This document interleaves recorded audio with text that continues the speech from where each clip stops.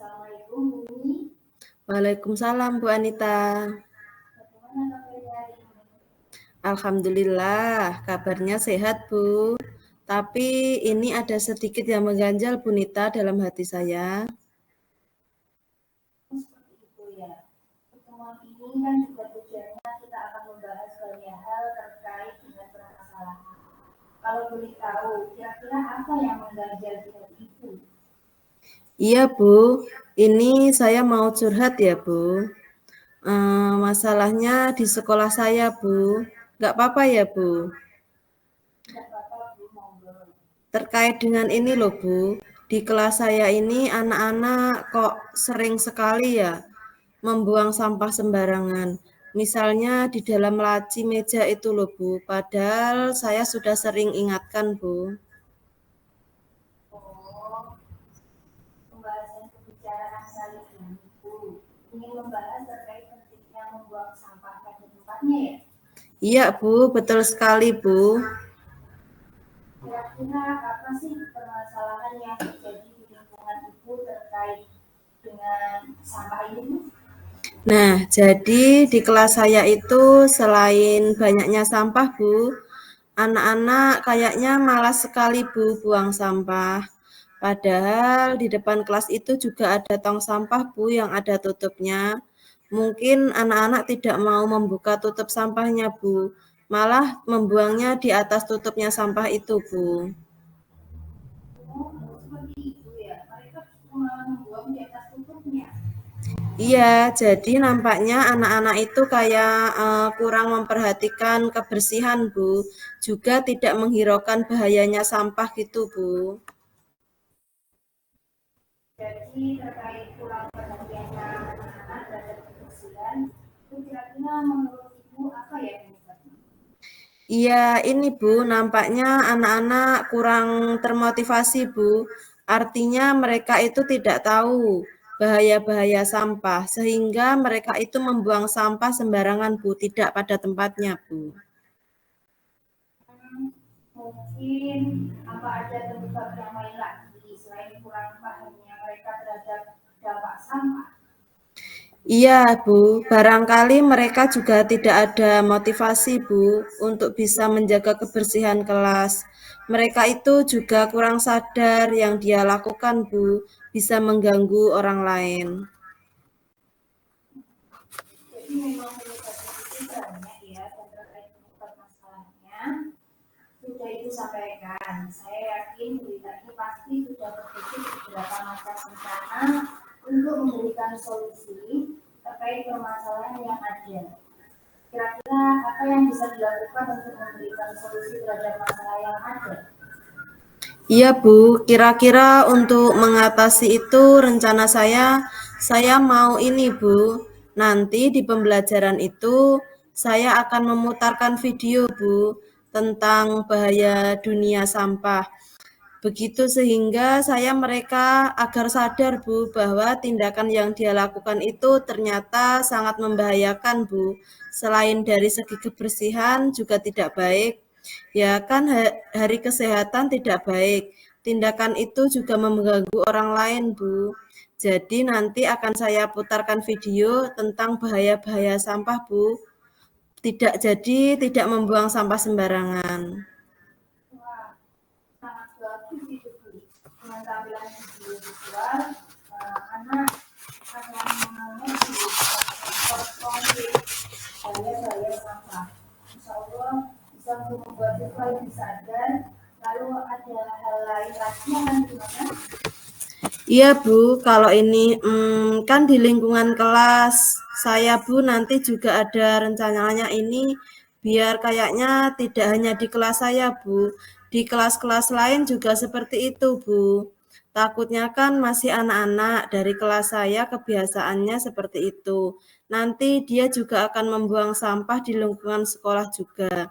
Tetap ini akan membuang sampah sembarangan gitu, Bu. Misalnya dia pulang dari kantin. Lah, itu rencana ini saya mau itu kepada sekolah kan itu juga kebetulan sedang menyiapkan kita untuk sedang berdiskusi menyusun tema proyek, Bu.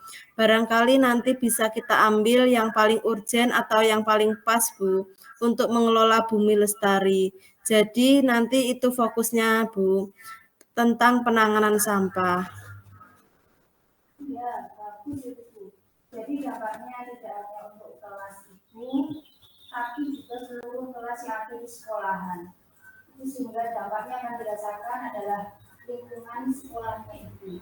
Luar biasa itu, luar biasa. Tapi dalam pelaksanaannya itu pasti membutuhkan dukungan-dukungan dari pihak lain. Nah, kira-kira ibu nanti akan meminta dukungan dari pihak mana saja agar solusi itu nanti berjalan dengan baik.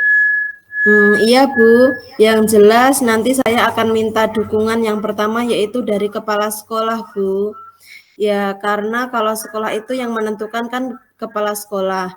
Kemudian terkait juga dengan pembelajaran proyek itu saya juga akan meminta atau berkolaborasi, berkoordinasi dengan teman-teman sejawat Bu dan juga panitia P5 supaya tema yang saya usulkan tadi bisa terlaksana Bu. Gitu ya. Kemudian dukungan yang lainnya mungkin ada Bu. Nah, itu Bu, nanti di dalam ini yang namanya P5 itu kan ada anggota harus konteks ya Bu. Itu nanti saya juga mau usul menghadirkan DLH Bu dari Dinas Lingkungan Hidup itu Bu untuk bisa memberikan materi sehingga anak-anak itu kan nanti kalau dari gurunya biasanya kan dianggap hal biasa. Mungkin kalau kita mendatangkan dari DLH atau dari orang lain itu nanti bisa menjadi ketertarikan sendiri Bu bagi mereka Bu, bagi murid-murid Bu.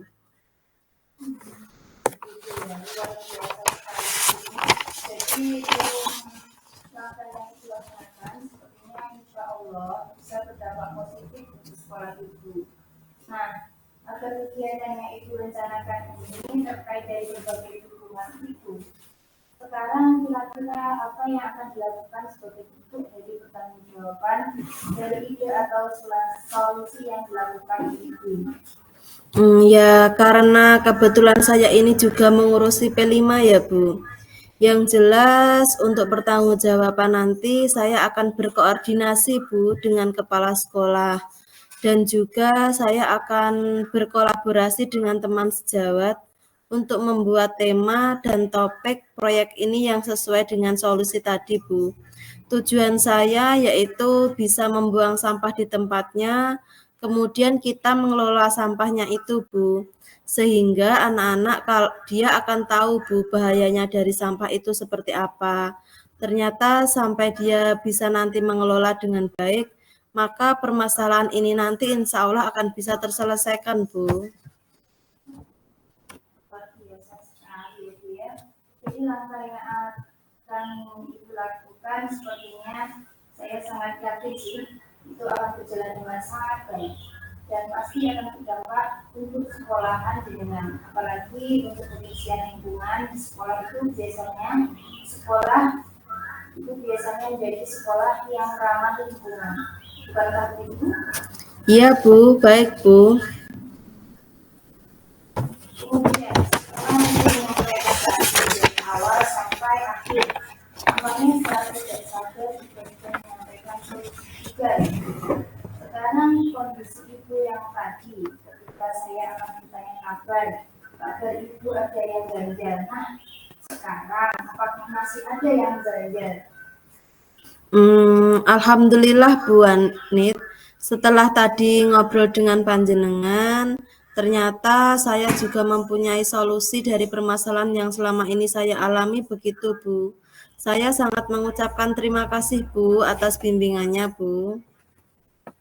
Alhamdulillah berarti sudah baik. Sekarang kondisinya jenengan saya juga sama-sama mengucapkan terima kasih karena jenengan sudah percaya kepada saya untuk berbagi atau curhat seperti itu. Iya Bu, alhamdulillah Bu, terima kasih banyak nggih Bu. Apakah ada yang ingin dibicarakan lagi selain hal tentang kebersihan ini, Bu? Saya kira sudah cukup, Bu. Nanti apabila dalam pelaksanaan saya akan butuh bimbingan atau ingin bertemu dengan Ibu, nanti saya akan menghubunginya, Bu. Ya, saya juga berterima kasih kepada Ibu karena sudah mempercayakan segala kesulitannya untuk diceritakan kepada saya. Saya juga sangat berterima kasih karena mendengarkan dari berbagai alasan yang tadi Ibu sampaikan terkait ide-ide solusi yang sangat luar biasa, itu juga menjadi pembelajaran bagi saya. Dan saya bisa terapkan juga di lingkungan sekolah saya. Saya doakan semoga semuanya berjalan dengan baik ya Bu. Iya, Bu. Terima kasih, Bu. Saya izin pamit ya, Bu. Assalamualaikum, Bu Nita.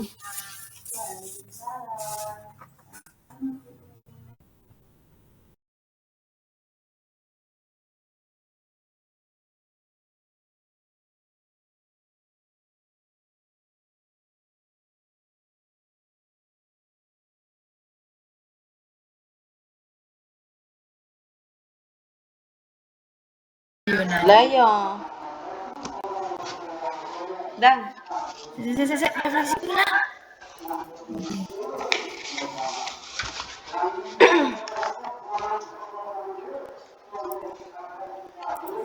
Tes. Tes Bu. pon. Assalamualaikum warahmatullahi wabarakatuh. Selamat siang Bu Umi.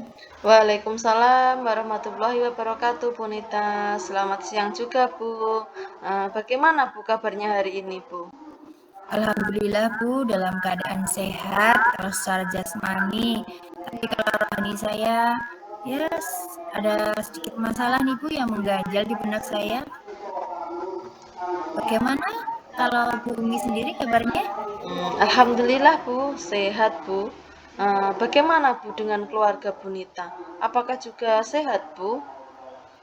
Alhamdulillah semuanya sehat Bu. Kalau anak-anak di sekolah, Bu, bagaimana Bu kabarnya? Masih aman-aman saja kan, Bu? Anak-anak di sekolah juga aman Bu. Tapi ya seperti yang jangan tahu sendiri, namanya juga anak-anak pasti ada aja hal-hal yang unik dan hal-hal menarik yang terjadi setiap harinya. Hmm, Mohon maaf, Bu Nita. Kira-kira ada apa, Bu? Kok sepertinya Ibu ada sesuatu yang menjanggal ya, Bu? Dari raut wajah Bu Nita. Kira-kira apa, Bu, yang ingin dibicarakan, Bu? Oh ya, gini nih Bu, saya ingin membicarakan masalah yang sekarang saya hadapi, yang sekarang saya alami itu ya Bu ya, terkait profesi saya sebagai seorang guru dan juga tugas saya sebagai seorang ibu rumah tangga. Kira-kira pada kesempatan ini apa, Bu, yang akan Ibu utarakan? Mengenai hal apa, Bu, kira-kira, Bu?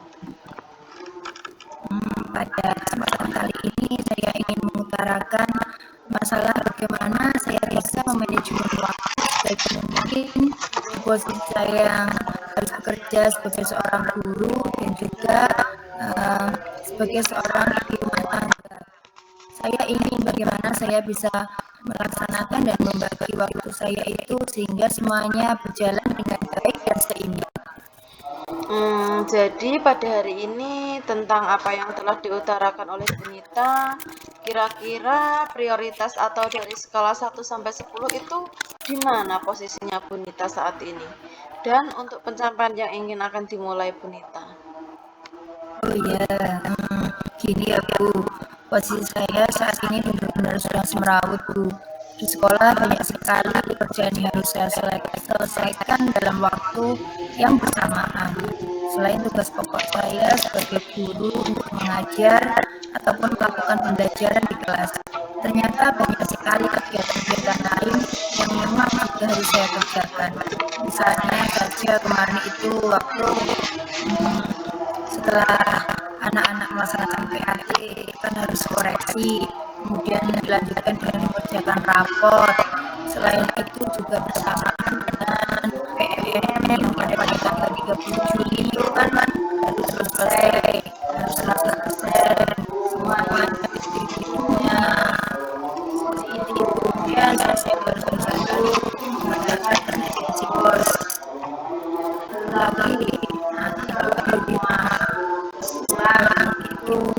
melihat rumah itu seperti kakak sama main itu juga saya rasakan kemana-mana.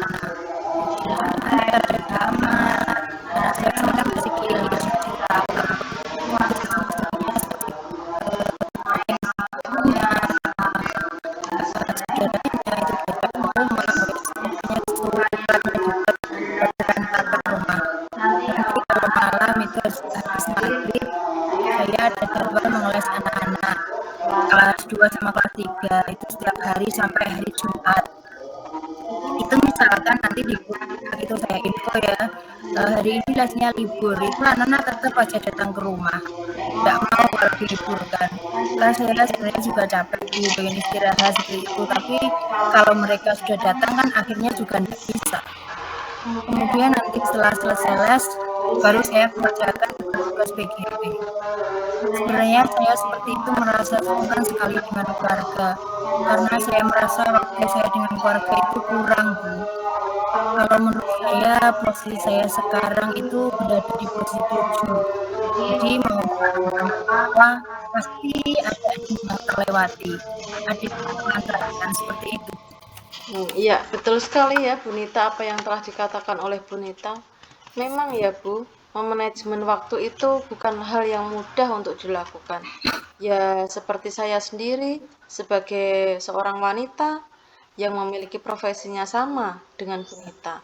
Sama-sama juga pendidik, sama-sama juga seorang ibu. Tentu juga sama saya itu seorang istri ya Bu pastinya.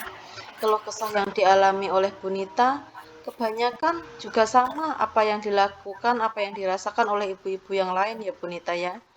Nah, kemungkinan atau peluang yang akan Ibu ambil itu untuk mencikapi hambatan atau gangguan yang Ibu alami, apa Bu kira-kira yang Bu Nita?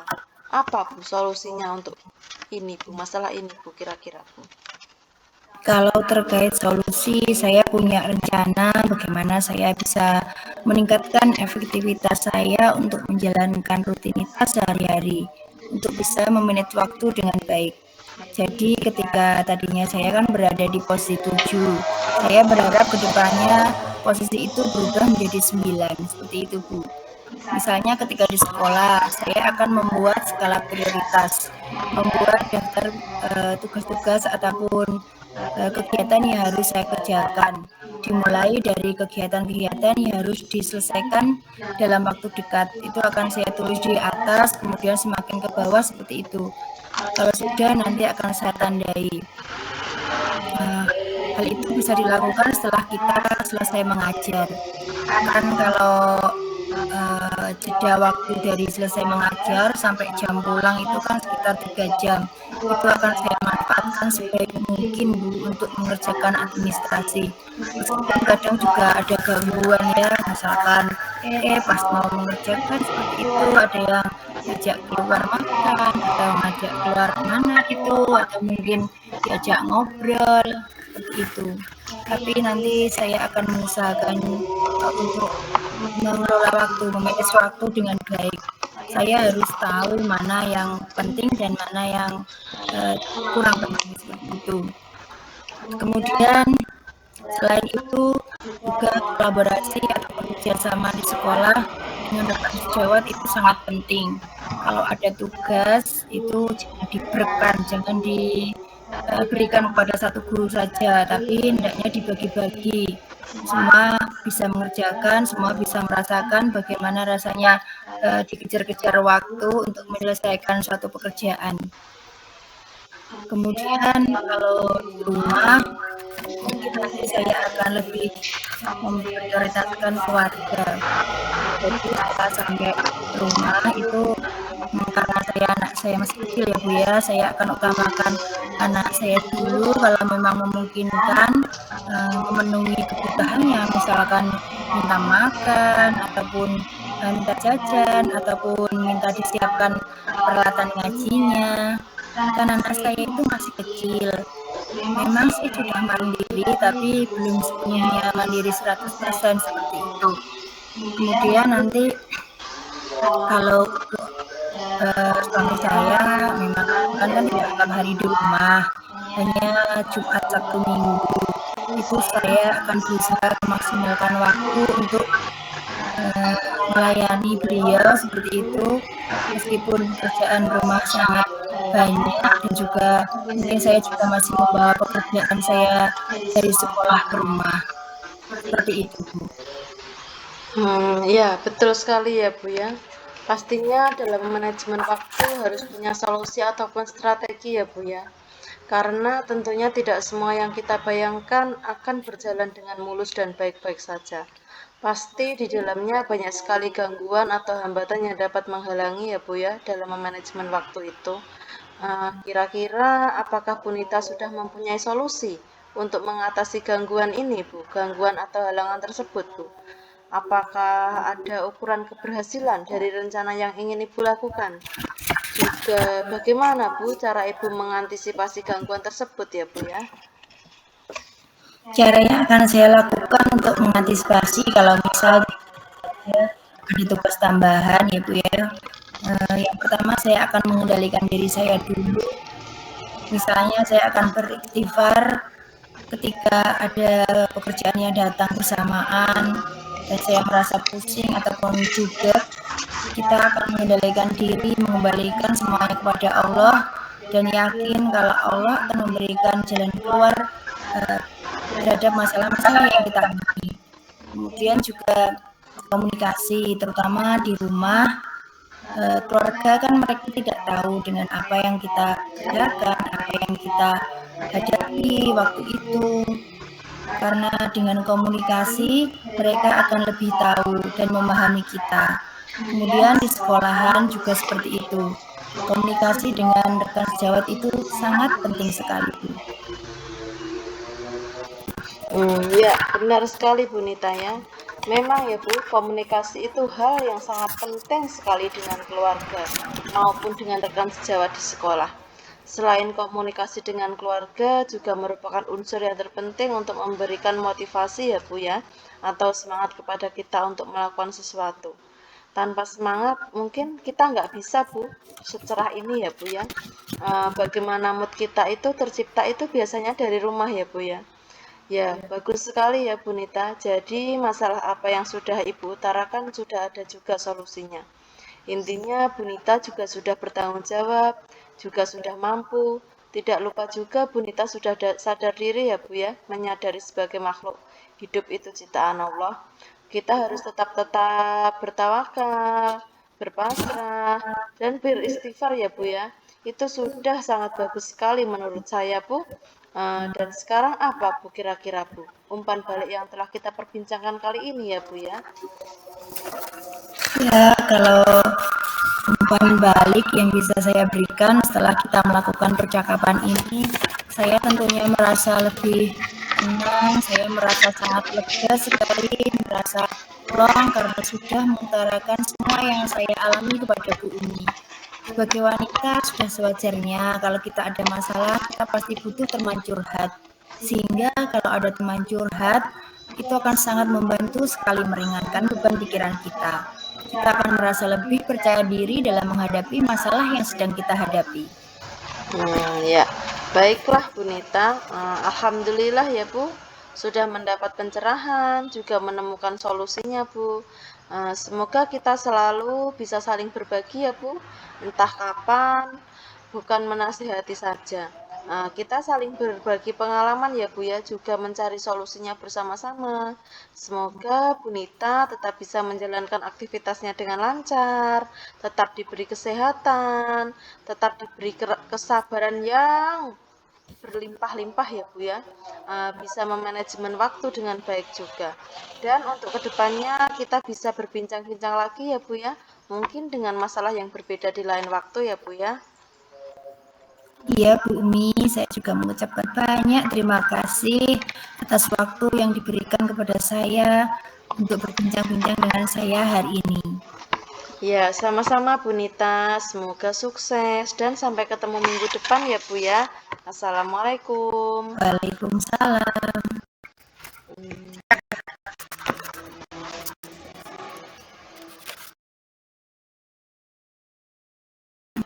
Untuk refleksi kegiatan coaching yang dilakukan hari ini saya sebagai coach itu pertama yang sudah berjalan dengan baik selama percakapan coaching ini adalah kegiatan percakapan coaching dengan metode Tirta sudah berlangsung dengan baik, penuh dengan keterbukaan dan keterpercayaan. Semua elemen Tirta pada percakapan tersebut memberikan kontribusi yang produktif dan solusi yang positif untuk masalah yang sedang dihadapi. Kemudian untuk yang perlu ditingkatkan adalah kegiatan penyampaian masalah hendaknya lebih lengkap, jangan ada rasa kekhawatiran ataupun rasa yang ditahan-tahan.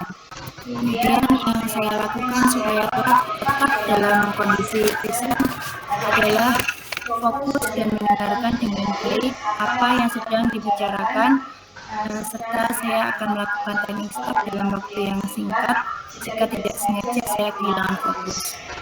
Kemudian yang akan saya lakukan adalah sebagai coach, saya akan mendengarkan aktif dan mengakui perasaan coach sehingga beliau akan merasa lebih didengarkan dan dihargai. Kemudian umpan balik dari Bumi sebagai coach Bu monggo. Umpan balik dari saya sebagai coach yaitu saya merasa sangat nyaman dan terlibat dalam percakapan ini. Coach memberikan ruang bagi kami untuk berbagi pendapat dan ide yang membuat saya merasa bagian dari solusi-solusi saya. Kemudian sesi ini membantu saya melihat hal-hal dari perspektif yang berbeda dan memberikan ide-ide baru yang bisa saya terapkan di kelas. Terima kasih. Sama-sama. Yuk lanjut. Refleksi diri di latihan coaching ini yaitu saya sebagai coach akan menyampaikan refleksi diri, yaitu yang pertama apa yang sudah berjalan dengan baik selama percakapan. Pesertanya semua di sini yaitu sudah berpengalaman, sudah aktif, percakapannya sudah mengikuti dengan metode Tirta dengan langkah-langkah yang sudah terorganisir. Kemudian apa yang masih perlu diperbaiki atau ditingkatkan, memastikan semua peserta benar-benar memahami dan menyetujui tujuan yang telah ditetapkan. Kemudian Bapak Ibu lakukan untuk tetap dalam kondisi atau kehadiran penuh sebelum dan saat melakukan coaching ini. Melakukan persiapannya dengan baik termasuk memahami topik dan tujuan sesi coachingnya. Kemudian apa yang akan Bapak atau Ibu lakukan untuk memperbaiki atau meningkatkannya. Yang akan saya perbaiki yaitu mengulang dan menegaskan tujuan pada awal dan selama sesi untuk memastikan semua peserta memahami dan menyepakatinya. Kemudian untuk refleksi selanjutnya akan disampaikan oleh Bu Anita. Monggo Bu Anita. Terima kasih Bumi. Untuk umpan balik dari saya sebagai coach adalah yang saya rasakan ketika saya di coaching oleh rekan CGP saya yaitu Bumi, saya merasa lebih senang dan beban menjadi lebih berkurang. Kemudian saya juga merasa lega karena dapat berbagi cerita tentang masalah yang saya hadapi dengan beliau. Beliau juga memberikan respon yang baik terhadap masalah saya. Kemudian beliau juga memberikan dukungan dan memotivasi saya untuk melakukan strategi dalam menyelesaikan masalah yang sedang saya hadapi. Evaluasi terhadap perasaan selama di coaching ini akan membantu untuk meningkatkan efektivitas coaching yang akan dilakukan selanjutnya. Terima kasih. Terima kasih.